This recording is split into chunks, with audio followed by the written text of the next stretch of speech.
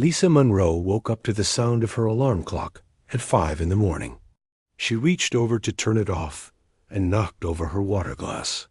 The cold water spilled all over her knitstand and dripped onto the floor. She groaned and got out of bed to clean up the mess. Today was the most important day of her life. She was Earth's first ambassador to meet aliens from another planet. The Zephyrian Collective had agreed to meet with humans for the first time. Lisa had spent 3 years preparing for this moment. She walked to the small kitchen in her quarters on the ship Hughes Harmony. The coffee maker was broken. She pressed all the buttons, but nothing happened. Lisa loved her morning coffee. Without it, she felt tired and grumpy. She tried to fix the machine, but gave up after 10 minutes. Captain Jake Morrison called her. On the ship's phone, "Good morning, Ambassador," he said. "Are you ready for today?" "Yes, Captain," Lisa lied. She was not ready at all. She felt terrible without her coffee. "The aliens will arrive in 4 hours, Jake said. "Dr. Amanda Price wants to see you in the medical bay for your final checkup." Lisa walked through the ship's hallways.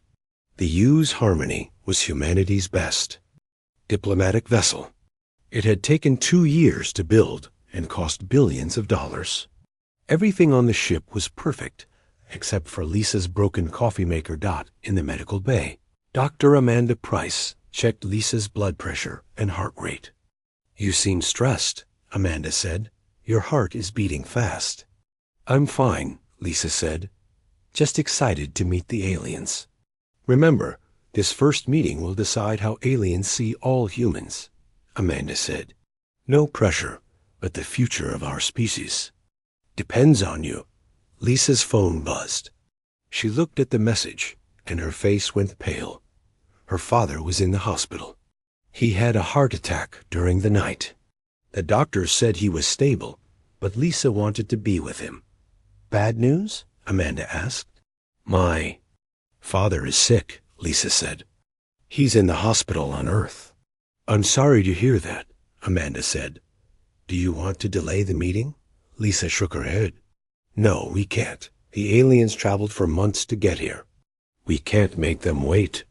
But Lisa's mind was not on the meeting anymore. She kept thinking about her father lying in a hospital bed. Was he scared? Was he in pain? She should be there with him, not here talking to aliens. Lisa went back to her room to put on her diplomatic clothes.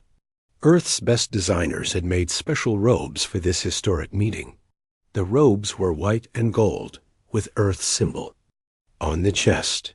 Lisa put them on carefully, but her hands were shaking. She spilled breakfast on the front of the robe. A big orange stain spread across the white fabric. "Perfect," she said to herself. "Just perfect." She tried to clean the stain, but it only got worse. She looked in the mirror and saw a tired woman with messy hair and a dirty robe. This was not how Earth's first ambassador should look. "Captain." Jake's voice came over the ship's speakers. "All crew to stations. The Zephyrian ships are approaching." Lisa walked to the main meeting room. The room had one large table and chairs for both humans and aliens. Earth's flag hung on wall. Everything was clean and organized. Lisa wished she felt the same way. Through the big window, she could see the alien ships. They were beautiful. The ships looked like silver flowers floating in space. They moved in perfect patterns, like a dance. Lisa had never seen anything so amazing. "The aliens are calling us," said Communications Officer Alex Turner. "They want to begin the meeting." Lisa sat at the table with Captain Jake and Dr. Amanda. Her hands were still shaking. She kept thinking about her father and her broken coffee maker and the stain on her robe. The main screen turned on. Lisa saw her first alien. Prime Harmonizer Veltar looked like a tall, thin human with blue skin and large eyes. The alien's face never changed expression. It was perfectly calm. "Greetings, humans of Earth," Veltar said in perfect English. "I am Prime Harmonizer Veltar of the Zephyrian Collective. We come in peace to learn about your species. Lisa tried to smile. Welcome to our ship. I am Ambassador Lisa Monroe. We are happy to meet you. But her voice sounded flat and tired. She was trying to be polite, but she couldn't focus. Her mind kept wandering to her father. Veltar held up a beautiful crystal.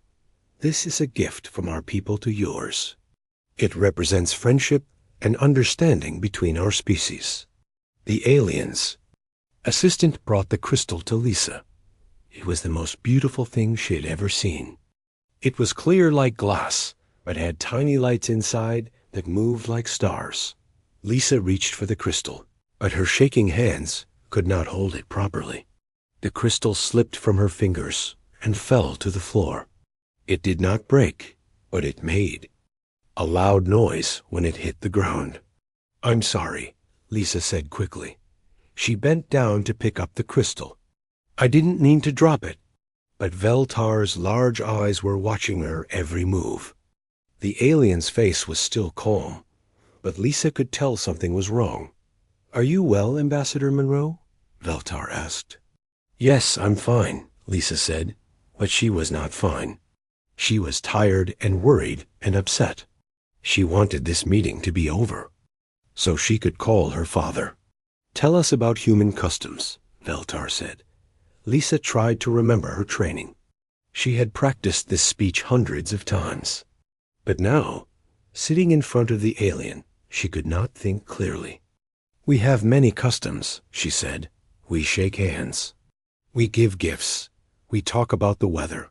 It was a terrible answer. Lisa knew it was terrible. She had prepared much better responses, but she could not remember them now. Veltar looked confused. You talk about weather? Why? I don't know, Lisa said. We just do. The meeting continued for 2 hours. Lisa gave short, unclear answers to every question. She kept looking at the clock on the wall, wishing the meeting would end. She wanted to call her father. She wanted to fix her coffee maker. She wanted to change her dirty robe. Finally, Veltar stood up. Thank you for this meeting, Ambassador Monroe. We will consider what we have learned about humans. The alien ships left quickly. Lisa watched them disappear into space. She knew something was wrong, but she did not know what. 3 hours later, Earth received a message from the Zephyrian Collective. They were telling all aliens in the galaxy to stay away from humans. They said humans were dangerous and unpredictable. Lisa's bad day had just become humanity's worst nightmare. 6 months had passed since the disaster with the Zephyrian Collective. Captain Ben Carter stood on the bridge of the U.E.'s Pioneer, looking at the empty space where alien ships should have been. This was the 17th time aliens had refused to meet with humans. Sir, we're getting the same message again, said his communications officer, Lieutenant Sarah Mills. They say humans are too dangerous for contact. Ben shook his head. He had been exploring space for 20 years, but now every door was closed to humanity. Word had spread fast through the galaxy. The Zephyrians had made sure of that dot back on. Earth, Dr. Kevin Walsh, sat in a meeting room with 50 other scientists and diplomats. Kevin was Earth's best expert on alien behavior. He had studied every piece of information about the Zephyrians and other alien species. The situation is getting worse, Kevin said. He put up a holographic map of the galaxy. Red dots showed where. Aliens had rejected human contact. There were hundreds of red dots. What exactly are they saying about us? Asked General Paul Rodriguez. Kevin pressed a button. An alien voice filled the room. It was speaking in the Zephyrian language, but subtitles appeared in English. Warning to all civilized species, the voice said. Humans are emotionally unstable. They cannot control their feelings. They drop important gifts. They give unclear answers. They are not ready for galactic society. Everyone in the room was quiet. They had heard this message before, but it still hurt to listen to. They've shared video recordings of Ambassador Monroe, Kevin continued. Every alien species in this part of the galaxy has seen her drop that crystal. They've studied her face, her voice, her body language. Dr. Maya Singh, Earth's top linguist, stood up. I've been working on decoding more alien communications. The news is not good. The Zephyrians didn't just make a simple report. They created a complete study of human behavior.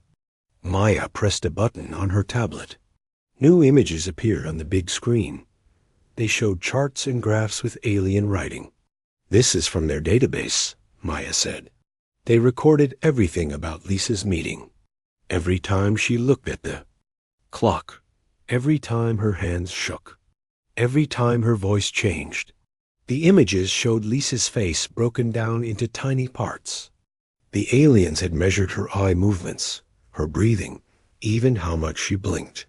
They think Lisa was about to attack them, Maya continued. To the Zephyrians, her behavior looked like a human preparing for violence. That's crazy, said General Rodriguez. Lisa was just having a bad day. But aliens don't have bad days, Kevin explained. At least not like we do. We've learned that most alien species are emotionally stable. They don't have mood swings. They don't get upset about small things. Commander Helen Brooks had been quiet during the meeting. She was in charge of Earth's intelligence operations. Her job was to spy on alien communications and learn their secrets. It's worse than you think, Helen said. I've been monitoring alien networks for months. The Zephyrians have created training programs about humans. They're teaching other species how to recognize dangerous human behavior. Helen showed new images on the screen. They were from alien military academies. Young aliens were learning about humans the way humans might learn about wild animals. They have a list of warning signs, Helen continued. Rapid blinking means humans are planning an attack. Looking at clocks means they're impatient and might become violent. Shaking hands means they're about to lose control. Dr. Amanda Price, who had been on the ship during the first meeting, felt sick. We need to explain what really happened. Lisa was worried about her father. She was tired. She was having a normal human day. We've tried explaining, Kevin said, but they don't believe us. They think we're lying to make ourselves look better. Maya pulled up another alien communication. Look at this report from the Kalari Trading Federation. They say humans are emotionally volatile and unable to maintain diplomatic composure. They've recommended that all species avoid human space. The room fell silent again. Everyone knew what this meant. Humanity was alone in the galaxy, and it was their own fault. What about the other species? Asked General Rodriguez. Surely some aliens are willing to give us a second chance. Helen shook her head. The Zephyrians are respected throughout the galaxy. They're known for being careful and scientific. When they say something is dangerous, other species listen. Kevin brought up a new image. It showed a map of space around Earth. A red circle surrounded their solar system. They've created a quarantine zone, Kevin said. No alien ship is allowed to come within 50 light years of Earth. They've posted warning beacons throughout the area. Dr. Maya Singh had been studying the alien language for months. She understood how serious this was. The warning beacons don't just say stay away, Maya said. They say dangerous emotional creatures inside. In the alien language, that's the same warning they use for plague planets. Commander Brooks stood up. My teams have been trying to intercept alien communications. We've learned that 17 major civilizations have added humans to their do not contact lists. We're classified as a Class 5 emotional hazard. What does that mean? Asked General Rodriguez. It means they think we're as dangerous as a star about to explode, Helen said. They believe contact with humans could destabilize their entire civilization. Dr. Amanda Price felt responsible for the disaster. She had been the one to clear Lisa for the meeting. She had seen that Lisa was stressed but she had not stopped the meeting. "There has to be something we can do," Amanda said. "We need to show them that humans are not dangerous." Kevin pulled up another alien document. "I've been studying their psychology reports. The problem is bigger than we thought. They don't just think Lisa was having a bad day. They think all humans are like Lisa all the time." The document showed alien theories about human behavior. They believed that humans were always on the edge of an emotional breakdown. They thought human society was held together by fear and violence. "They've studied our movies and TV shows," Maya added. "They think human entertainment proves we're violent and unstable. They don't understand that our stories are fiction." General Rodriguez looked angry. "So because one person had a bad day, the entire human race is banned from space?" "It's not just about Lisa," Kevin said. "The aliens have been watching us for years. They've seen our wars, our conflicts, our arguments. They think we're too emotional to handle advanced technology." Helen brought up a final image. It showed alien ships patrolling the quarantine zone around Earth. "They're not just avoiding us," Helen said. "They're actively keeping us contained. Any human ship that tries to leave the quarantine zone gets turned back." The meeting ended with no solutions. Humanity was trapped on Earth, branded as dangerous by the galaxy's most respected species. All because Lisa Monroe had dropped a crystal on the worst day of her life. But Dr. Kevin Walsh was not ready to give up. As everyone left the meeting room, he stayed behind to study the alien reports one more time. There had to be a way to fix this.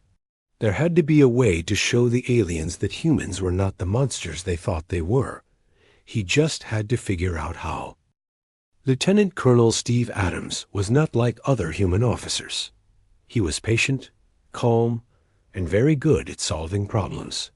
When Earth's government needed someone to make contact with aliens, they chose Steve. His ship, the UES Friendship, was small and quiet. It did not look like a military vessel. Steve hoped this would make aliens less afraid of humans. "Sir, we're approaching the Kalari trading post," said his pilot, Captain Lisa White. "Should we announce ourselves?" Steve thought. Carefully. The Kalari were one of the smaller alien species in the galaxy. They were traders who sold goods to many different civilizations. Maybe they would be willing to talk to humans. "Send them a simple message," Steve said. "Tell them we want to trade, not fight." Dr. Nancy Green sat next to Steve. She was an expert on body language and behavior. Her job was to watch how aliens acted and help humans understand them. "Remember," Nancy said, "we need to be very careful. One wrong move and we could make things worse for humanity." The Kalari responded to their message. A small alien ship approached the UES Friendship. Steve could see the alien pilot through the window. The Kalari looked like a giant butterfly with 4 arms. "Human ship," the alien said over the radio. "I am Trader Wisptal. Why do you come here? Are you not forbiddens from space?" Steve was surprised. "Forbiddens? We're just explorers. We want to learn about other species." "But the Zephyrians warned us about humans," Wisptal said. "They say you are dangerous. They say you cannot control your emotions." "That's not true," Steve said. "We're peaceful. We just want to trade and make friends." There was a long pause. Then Wisptal said, "You may dock with my ship, but I will keep my weapons ready." Steve and Nancy put on their spacesuits and crossed to the alien ship. Wisptal's ship was full of strange objects and alien technology. The Kalari trader watched them carefully. "You do not look dangerous," Wisptal said. "But the Zephyrians showed us recordings. They showed us how humans behave." "What recordings?" Nancy asked. Wisptal pressed a button on his control panel. A holographic screen appeared. Steve and Nancy watched in horror as they saw Ambassador Lisa Monroe dropping the crystal and giving poor answers to the Zephyrian questions. "This is Your species' first diplomat, Wisptal said. She was clearly preparing to attack the Zephyrians. No, Steve said quickly. She was just having a bad day. She was worried about her father. Wisptal's 4 eyes widened. Your species sends sick individuals to important meetings? She wasn't sick, Nancy explained. She was stressed. Humans sometimes feel worried or sad, but we can still do our jobs. But look at her behavior, Wisptal said. He replayed the recording. Her hands shake. Her voice changes. She drops important objects. In my culture, this means someone is about to die. Nancy realized the problem. Wisptal, what happens when your people feel sad or worried? We do not feel these things, Wisptal said. Kalari emotions are stable. When we are upset, we cannot work. We cannot think clearly. We become dangerous to ourselves and others. Steve and Nancy looked at each other. They were beginning to understand the terrible mistake. What about other alien species? Steve asked. Do they have emotions like humans? Wisptal thought for a moment. The Zephyrians have no emotions at all. They are purely logical. The Vorthan Empire has emotions, but they control them with drugs. The Crystalline Collective removes emotions from their children when they are young. So most aliens don't have emotions like humans do? Nancy asked. No, Wisptal said. Emotions are considered a sign of mental illness in most civilizations. Only primitive species have uncontrolled emotions. Steve felt sick. No wonder the aliens thought humans were dangerous. They had never seen a species that could feel emotions and still function normally. Can you show us the Zephyrian report? Nancy asked. Wisptal hesitated. It is very detailed. They studied your diplomat for many hours. They measured everything. About her behavior, the alien brought up a massive document. It was hundreds of pages long, all written in alien languages. Nancy used her translation device to read it. They recorded her heart rate, Nancy said, her breathing, her body temperature. They even measured how much she blinked. And what did they conclude? Steve asked. Nancy read further. They think she was having a mental breakdown. They believe she was minutes away from becoming violent. But that's not what happened, Steve said. She was just worried about her father. The Zephyrians don't understand family bonds, Wisptal explained. They reproduce through technology. They don't have fathers or mothers. They don't understand why one individual would be upset about another individual's health. Nancy continued reading the report. It gets worse. They think all humans are like Lisa.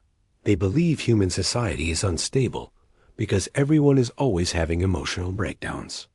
They've studied our entertainment, Wisptal added, your movies and television shows. They think these prove that humans are violent and unpredictable. Steve realized how wrong the aliens were. Those are just stories. They're not real. But they show what humans think about, Wisptal said. The Zephyrians believe that violent entertainment means violent thoughts. They think humans enjoy conflict and chaos. Nancy found another section of the report. They've created a psychological profile of our entire species. They think we're unable to make rational decisions when we're emotional. That's not true, Steve said. Humans make decisions while feeling emotions all the time. It's normal for us, but not for other species. Wisptal said, most civilizations separate emotion from decision-making. Leaders take drugs to suppress feelings. Important meetings are conducted by individuals who have no emotions at all. Steve began to understand the scope of the problem. So when Lisa felt sad about her father, but still tried to conduct the meeting, the aliens thought she was dangerously unstable? Yes, Wisptal said. They could not understand how someone could feel strong emotions and still attempt to work. In their view, she should have been hospitalized immediately. Nancy looked at more of the report. They've shared this information with hundreds of alien species. They've created training programs to help other civilizations recognize dangerous human behavior. What kind of training? Steve asked. Wisptol showed them another holographic display. It was from an alien military academy. Young aliens were learning to identify human emotions as signs of impending violence. They teach that human tears mean an attack is coming, Wisptol said. They believe that human laughter is a warning call before battle. That's completely wrong, Nancy said. Tears usually mean sadness or happiness. Laughter means joy or amusement. But how can joy and sadness lead to the same physical response? Wisptol asked. This proves that humans are irrational. Steve realized that explaining human emotions to aliens would be almost impossible. Wisptol, has any species ever tried to understand human emotions instead of just fearing them? The alien trader thought for a long time. No. The Zephyrian report was so detailed and convincing that most species accepted it without question. They trust Zephyrian science. But you're talking to us now, Nancy pointed out. You could have refused to meet with us. I am curious, Wisptol admitted. You do not seem dangerous. You have not threatened me or tried to take my goods. You speak calmly and logically. Steve had an idea. What if we could show other aliens that humans can control their emotions? What if we could prove that Lisa was just having a bad day? How would you do that? Wisptol asked. We would need to demonstrate human emotional intelligence, Nancy said. We would need to show aliens that humans can feel emotions and still make good decisions. Wisptol's 4 eyes blinked slowly. This would be very dangerous. If you fail, you could make things worse for your species. We're already banned from the galaxy, Steve said. How much worse can it get? The major civilizations are considering more extreme measures, Wisptol said quietly. Some believe that humans are so dangerous that they should be contained permanently on your home planet. Steve and Nancy looked at each other. They had learned the truth about why aliens feared humans. Now they had to figure out how to fix the biggest misunderstanding in galactic history. Will you help us? Steve asked Wisptol, the alien trader. Was quiet for a long time. Finally, he said, I will consider it. But you must understand, if you are wrong about human emotions, you could destroy both our species. President Patricia Lee sat in the Oval Office with her top advisors. The news from Lieutenant Colonel Steve Adams had shocked everyone. Now they understood why aliens feared humans, but the solution seemed impossible. So let me understand this correctly, Patricia said. Aliens think emotions are a mental illness? That's right, Madam President, said Dr. Kevin Walsh, who had flown in from the Space Command Center. Most alien species either have no emotions or suppress them completely. They can't understand how we can feel emotions and still function. General Paul Rodriguez shook his head. This is insane. They want to lock us on Earth forever because we have feelings? It's not that simple, said Dr. Charlie Kim, Earth's new head of alien relations. From their perspective, we're sending mentally ill people to important meetings. Imagine if aliens sent us a diplomat who was having hallucinations. We'd be concerned too. Patricia looked at the reports from Steve Adams and Wisptol. What's our plan? How do we convince the galaxy that human emotions are normal? We need to show them that emotions make us stronger, not weaker, said Dr. Nancy Green, who had returned from the Kalari trading post. We need to demonstrate human emotional intelligence. And how exactly do we do that? Asked General Rodriguez. Charlie. Kim had been working on this problem for weeks. We send a new diplomatic mission, but this time, we don't hide our emotions. We show them everything. That sounds dangerous, Patricia said. What if it makes things worse? Madam President, things can't get much worse, Kevin said. The aliens are already considering permanent containment.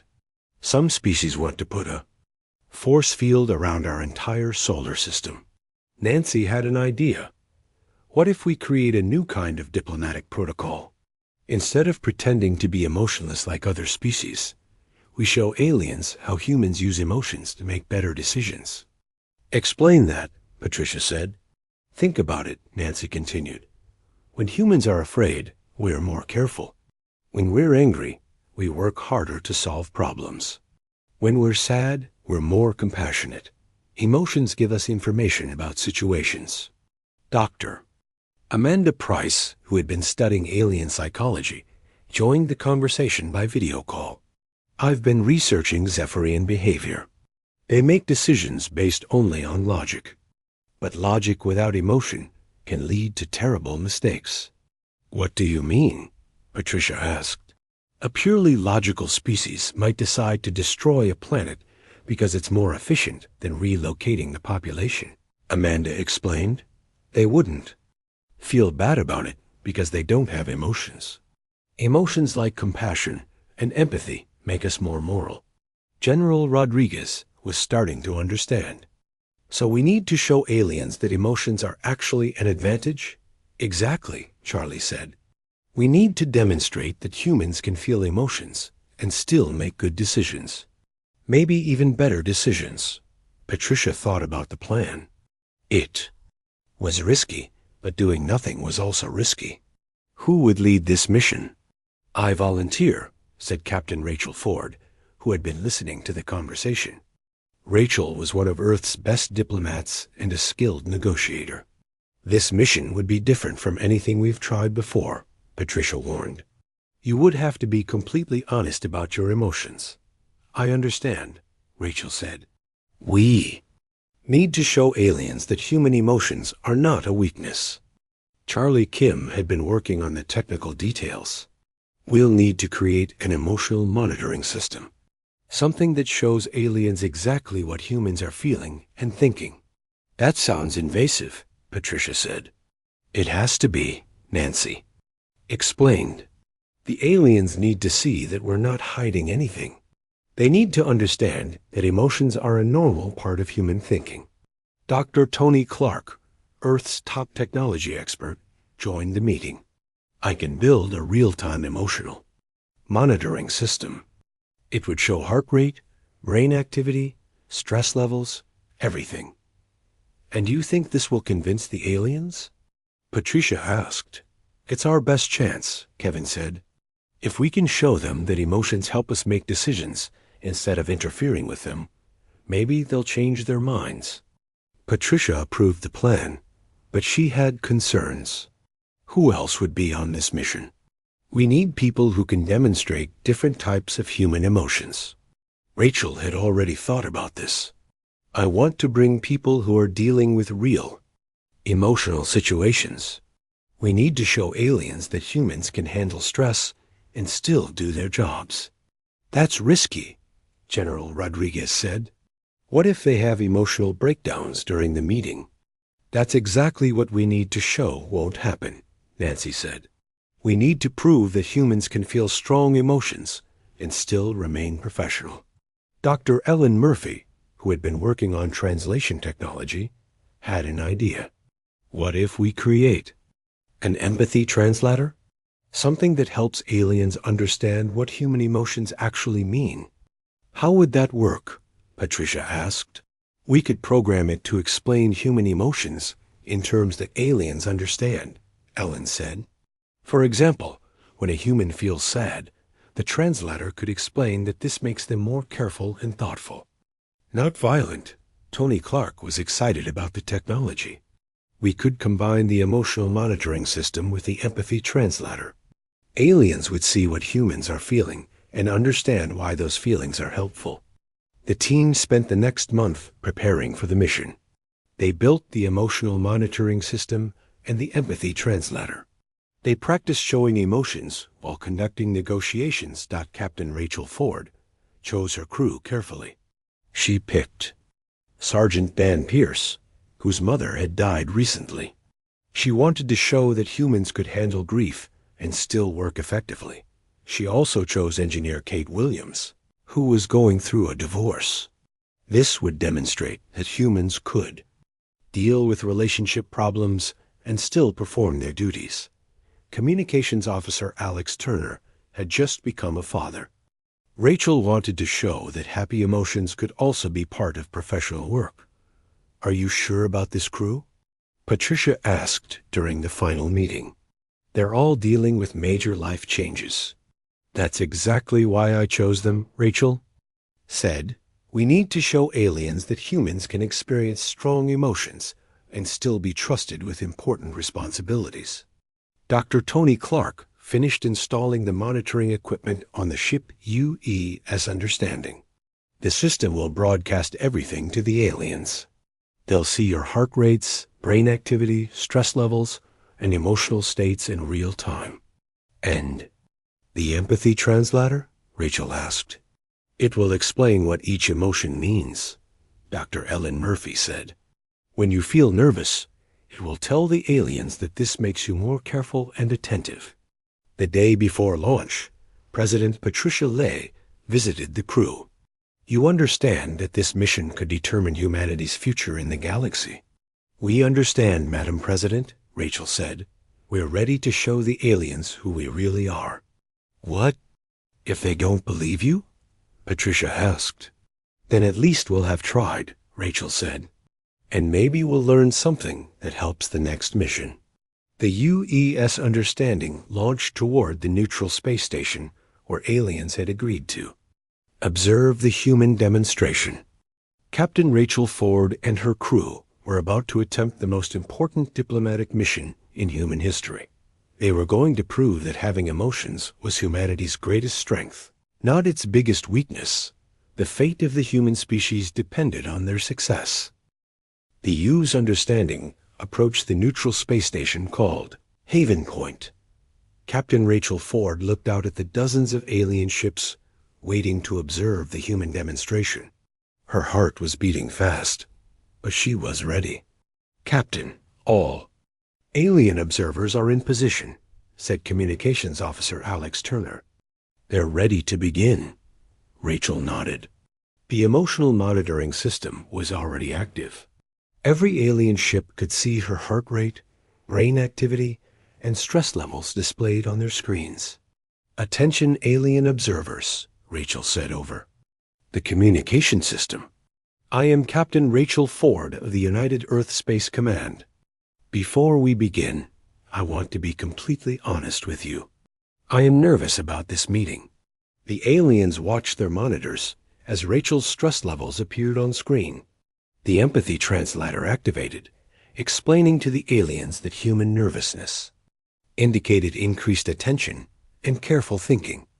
"I am nervous because this meeting is important to me," Rachel continued. "I care about my species, and I want to succeed. These feelings make me more focused, not less capable." Prime Harmonizer Veltar of the Zephyrians was watching from his ship. "Human Captain, your emotional readings are very high. Are you experiencing a mental breakdown?" "No," Rachel said calmly. "I'm experiencing normal human emotions." "Let me show you what this means."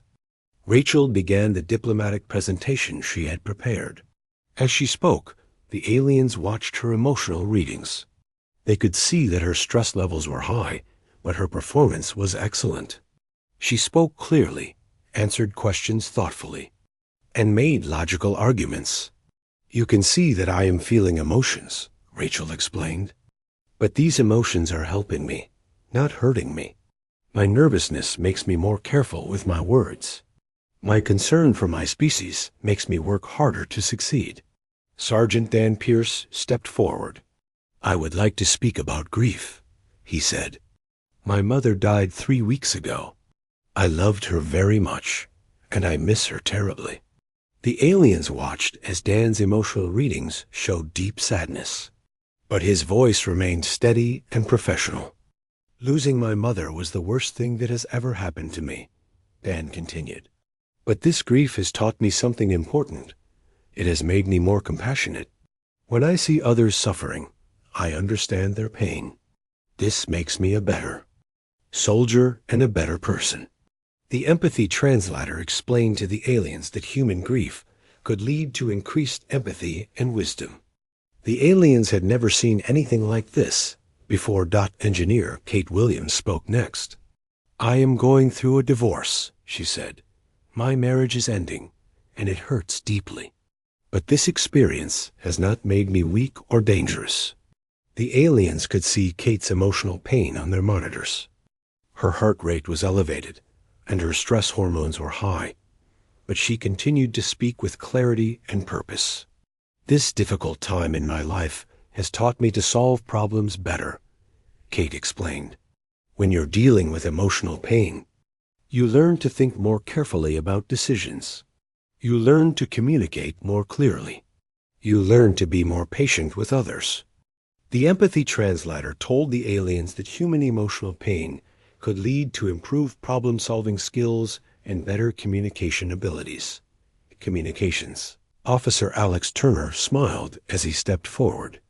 "I want to show you a different kind of emotion," he said. "3 months ago, my wife gave birth to our first child. I am filled with joy and love." Alex's emotional readings showed high levels of happiness and excitement. The aliens watched as his positive emotions remained stable while he performed complex technical tasks. "Being a new father makes me work harder," Alex said. "I want to build a better future for my child. This love and joy give me energy and motivation. They make me more creative and more determined to succeed." The aliens had never seen positive emotions used as motivation before. Most alien species saw any strong feeling as a disruption to logical thinking. Captain Rachel Ford returned to the center of the room. "Now I will demonstrate something that no other species in the galaxy can do," she said. "I will make important decisions while experiencing multiple emotions at the same time." The monitoring system showed that Rachel was feeling nervousness, determination, hope, and concern all at once. The aliens watched in amazement as her brain activity indicated complex emotional processing. "I am nervous about making the wrong choice," Rachel said. "I am determined to succeed. I hope for a better future between our species. I am concerned about the consequences of failure. All of these emotions are giving me information that helps me make better decisions." She began negotiating a complex trade agreement with the alien observers. As she worked, the aliens could see how each emotion influenced her choices. Her nervousness made her ask more questions. Her determination helped her persist through difficult negotiations. Her hope helped her find creative solutions. Her concern made her consider all possible outcomes. "This is impossible," said Observer Kethran from the Vorthan Empire. "How can you think clearly while experiencing so many conflicting emotions?" "They're not conflicting," Rachel explained. "They're working together. Each emotion gives me different information about the situation.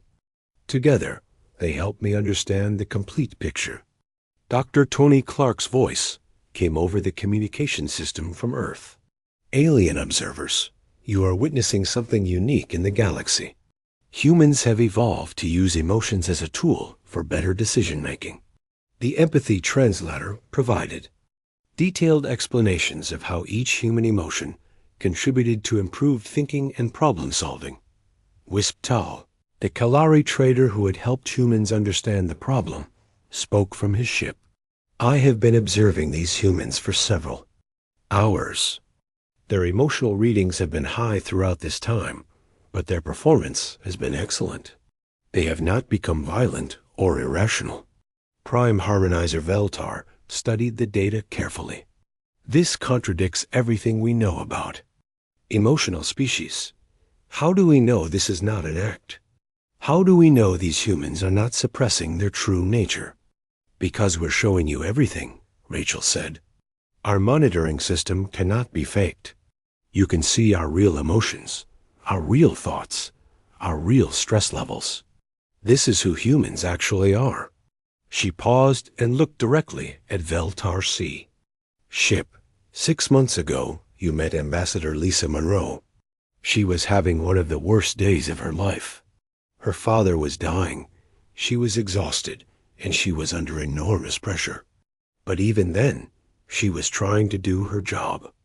The emotional monitoring system showed Rachel's sadness as she thought about Lisa's situation. Lisa's emotions that day were not a sign of mental illness, Rachel continued. They were a sign that she cared deeply about her family and her responsibilities. Yes, her performance was poor, but it was poor because she was distracted by love and worry, not because she was dangerous. Observer Kethran asked, "What happens when humans experience extreme emotions? Do you become violent?" "Sometimes," Rachel admitted, "but not in the way you think. When humans experience extreme emotions, we usually become more protective of others, not more aggressive toward them." She gestured to her crew. Dan's grief makes him more protective of his fellow soldiers. Kate's pain makes her more careful with other people's feelings.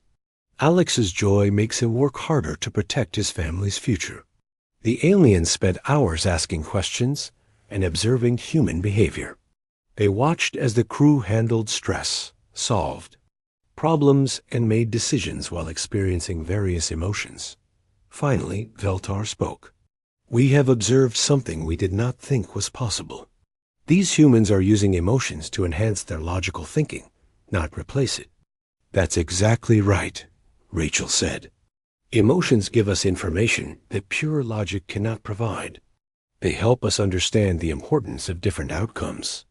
They motivate us to work harder for the things we care about." Observer Kethran made an announcement that changed everything. "The Vorthan Empire withdraws its warning against human contact. We request permission to establish formal diplomatic relations."